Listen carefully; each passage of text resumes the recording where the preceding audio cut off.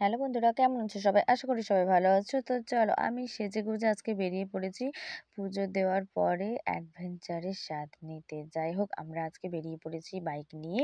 কোথায় যাব কি জানি না কিছুই।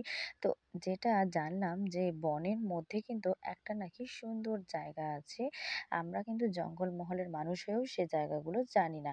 কিন্তু গুগলে সার্চ করলে সেগুলো দেখা যাচ্ছে। মানে বাইরের লোক এসে ওগুলোতে থাকছে, ফিস্টি করছে, মানে বনভোজন করছে। যারা প্রকৃতির কোলে থাকতে ভালোবাসে তারা কিন্তু এই জায়গাগুলো খুবই পছন্দ করে। তো তারা এসে বেড়াচ্ছে। তো আমরা জানি না, আমরা খোঁজ পেয়েছি, তো ওখানেই যাওয়ার চেষ্টা করছি। তো কাছেই বাড়ি যেহেতু, কিন্তু জায়গা কোথায়, জায়গাটা আমরা চিনিই না।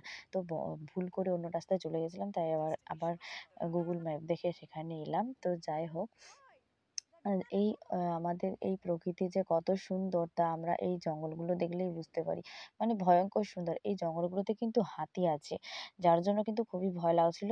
অনেকটাই ভেতরে। তো যাই হোক, আমরা কিন্তু পৌঁছে গেছি জায়গাটা। এটা হচ্ছে গুড়গুড়িপাড় নেচার ক্যাম্প। যদিও আজকে আমরা ভেতরে ঢুকতে পারিনি বন্ধুরা।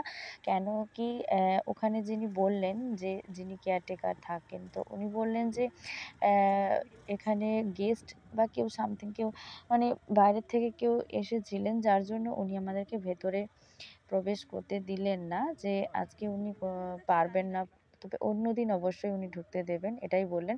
যাই হোক, তোমরা যারা এখানে আসতে চাও তারা অবশ্যই অনলাইনে কিন্তু বুকিং করে আসবে। জায়গাটি খুবই সুন্দর। আমি